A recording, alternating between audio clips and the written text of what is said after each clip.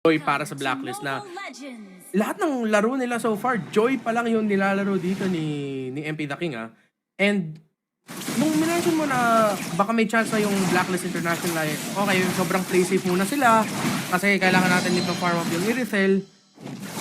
Naalala ko, ay wait, sandali, may Joy sila. So if ever, yung Joy, siya na yung bahala na maging agresibo. Siya na yung parang pangtawid sa timers ng Irithel. True.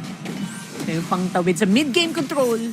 And so far naman, I would say Blacklist being more aggressive than their lineup is supposed to show. So maganda naman yun para sa kanila. That means hindi pwedeng basta-basta mag-invade din yung Onyx dito. And active sa mapa ngayon si JM Pinkman. Tignan natin kung gaano siya maging disruptive dito as this Hilda pickup. Isa sa mga picks na pinagdag natin sa bold predictions. Mid lane control. Nag-trade ng pokes sila Super Friends and Hodge. Alam naman ng dalawang koponan gaano ka-importante yung Eve at Parsa sa mga lineups nila. Every time na makita natin sila sa hero lineup, dapat bigyan nyo ng hirap yung Eve at Parsa. And speaking of binibigyan ng hirap right now, this is MP The King. Going forward, gamitin agad yung electrifying beats para mapaatras sila Super Friends dito. Obviously, they're getting ready, they're getting pumped para sa magiging possible na turtle fight. Labanan ng mid-control. Malamang onti ngayon ang Blacklist International sa mga mid-lane control dahil sa aggressive moves na ginagawa nila. And of course, yung controlled aggression ni JM Pinkman sa lane at saka sa pag-rotate niya into the mid. Pero Onyx PH ngayon ang nakalamang sa pwesto. Lamang sa pwesto, and right now, Blacklist naghahanap ng possible entry points, nakakahanap sa likod. JM Pinkman napapaligiran, pero syempre Hilda yan, makunat naman. Right now, it doesn't seem like they're slowing down. Gonna go for the retry 50-50. There goes the real world. Looks like MP The King makakuha dito ng unang turtle. Kaya King Kong naka-cooldown pa yung retribution niya kaya hindi na siya nag-commit doon. Topside naman, mukhang nahirapan si Outplayed kontra sa Harith, pero dun lang sa sequence na yon. Medyo even naman, tabla yung XP, pero mag-i-invade si King Kong at naagawan ng purple buff si MP. So dun dapat mag-ingat yung Blacklist International kasi hindi nakuha ng Onyx yung turtle. Alam nila may retribution pa si King Kong, nag-invade na lang si King. Ayun, worth it. At least nagamit pa rin na maayos yung retribution at the end of the day. That's a big buff na mawala para sa isang Joy, and alam yata ni King Kong yun. Kaya talagang nag-dedicate siya ng time para makuha. And so far, it would seem na worth it kasi napabagal bahagya ang galaw dito ni MP. Tingnan natin kung makahanap siya ng pick-off dun sa bot. Pero hindi. Diyan pa yung damage reduction ng turrets para sa CC at saka nag-vengeance na rin siya. Risky pa kung habulin ni MP yung kill na yon. So, dahil sa pag-invade ni King Kong dun sa purple buff, medyo nang dahan-dahan yung tempo ng laban. Umiba onti. Pero ngayon, 40 seconds into the next turtle. Tignan natin kung magko-commit yung Blacklist into a big rotation. Pero sa bottom lane, doon nag-commit yung Onyx. Naku, tad ng crowd control. Ang hirap gumalaw even as a Hilda. Gamit yung Way of the Dragon, not to mention the Spear of Alpha. And ngayon si Kera naman ang binibigyan. Yan, try nilang i-punish dito sa taas. Pero it looks like gagamitin niya yung Zaman Force para lang maka-dash in, dash out, getting that shield. Pero hindi yun magiging sapat. 4 na miyembro kinumit ng Blacklist to take down the gold lane na Revolve. Super Friends! Hindi niya mahuhuli pero saya. napalaw si Outplayed.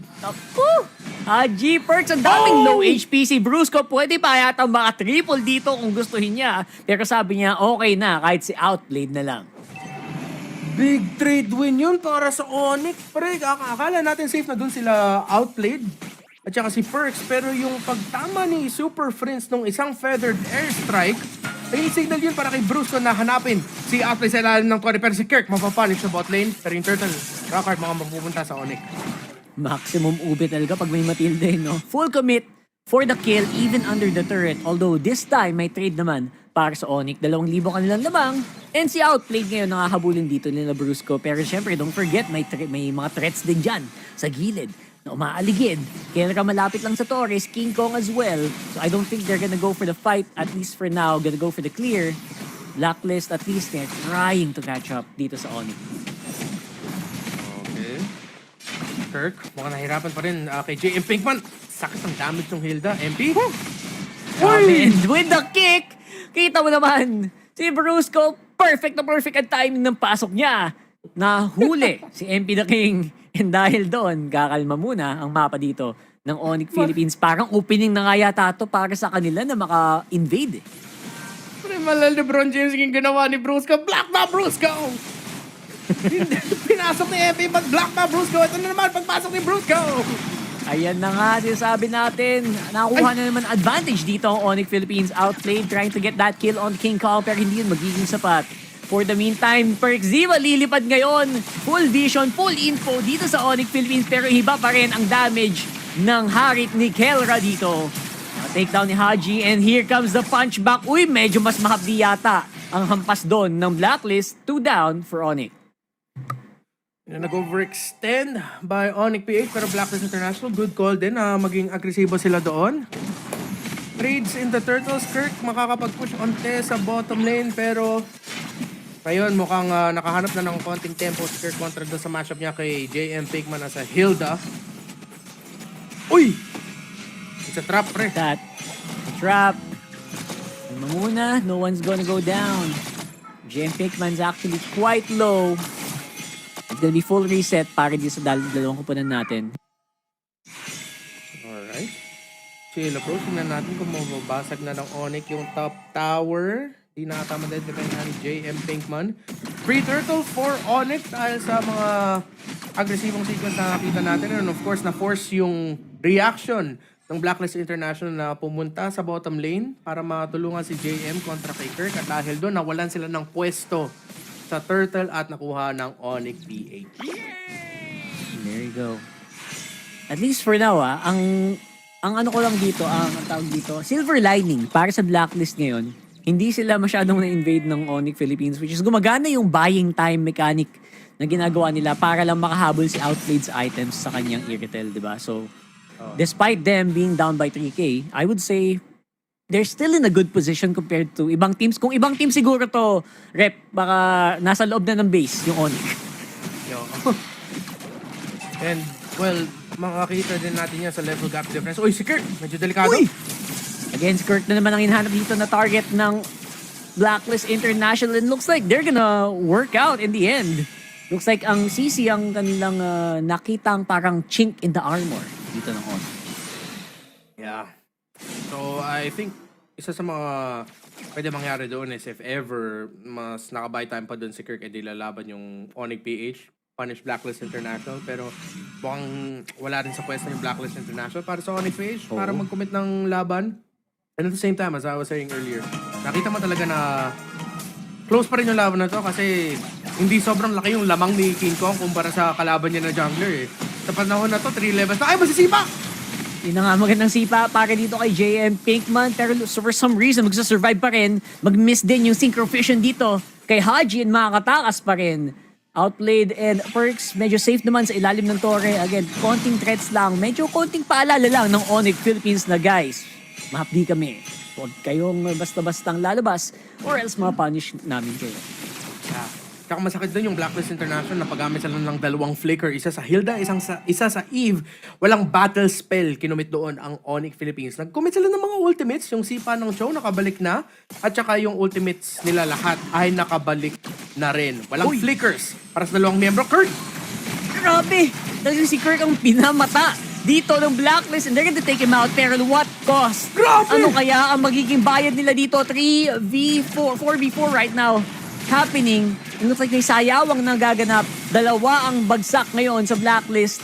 Looks like nakakalaban pa sila. Kelra with the flicker in, pero hindi na mahabol. Zaman Force is down. Looks like Blacklist is actually in a pretty good position. Dalawa na lang ang natitira sa Onyx dito. Hindi na kaya mag-lord, pero looks like they're gonna bait it. And JM Pigman tumatalon-talon na. Kelra nag-aantay lang yata ng Zaman Force cooldown. No and way! siya ngayon ang magwawala dito. Hinahabol ngayon ni Super Prince and ni Kelra. Wow, what a turn of events. That double. Kahit sino talagang ma-partner kay Kelra, bro. Iba ang performance nangyayari dito sa Onyx. Kanina si King Kong at Kelra, ngayon si Super Prince at Kelra. That's the gold standard, man. Gold standard yan, pre. Yung pa, ay, nakahanap pa ng isa si Kelra. Don't make it two. No way. No way. No way. way. No way! Alam mo yung aura ni Killua, bagay na bagay kay Kelra ngayon. Literal na lumalawas ang lahat ng nen sa katawan netong si Kelra in this game. Tapos may bonus lord pa. Direk, pwede nyo na ilabas ang MVP graphic para kay Kelra. Nakahanap na naman ng sipa dito si Brusco. Pero si Kelra baka makahanap na naman ng kill. Oy! Grabe. Hindi biro ang Onyx ngayon. Ito ba lang Onyx na galit at gustong manakit and nagmamadali na din. And kasi I guess they're very aware of the timing of their enemy. So ito na, kailangan nga nila tapusin dito, right here, right now. Literal na sabi ni Kelra, ako na to. Pero sabi ni Super Friends, I got you back. Actually, lahat ng mga nakita natin sa sobrang haba na chain ng sequence na yun. Si Super Friends din, parang low-key MVP. Nung nasipa ni Brusco si MP dun sa initial team fight, akala ko wala magpa-follow up. Pero si Super Friends, tinarget niya talaga yung dulo ng feathered airstrike niya para mahuli dun si MP. Si Brusco nakasipa na naman! Oh my God, the sync between Brusco and Super Prince, iba talaga. And now with the Lord up on front, wala nang kinakatakutan pa. Itong si Kelra, alam niya may sasalo ng damage ng Torres, sasalo ng damage ni MP. And ngayon, nakalahati na nila yung base dito ng Blacklist International. Sasayaw ngayon sa harapan, and mas Spear of Alpha pa sa pagbubuha. Grabe! MP the King goes down. MP the King, nahuli ni King Kong at ni Super Prince na naman. The low-key MVP, the Monster Mage, on point! Yung Farsa! Grabe. What a Farsa performance mula dito kay Super Prince. Si Kelra hindi na malapitan ng kahit sino pa. Gonna go straight for the base pero wala nang minions na aatake dito. Waiting for the next wave. Fergziva goes down. Flicker in from Kelra. What a Filipino savage maneuver mula dito sa Onyx Philippines. Cleaning it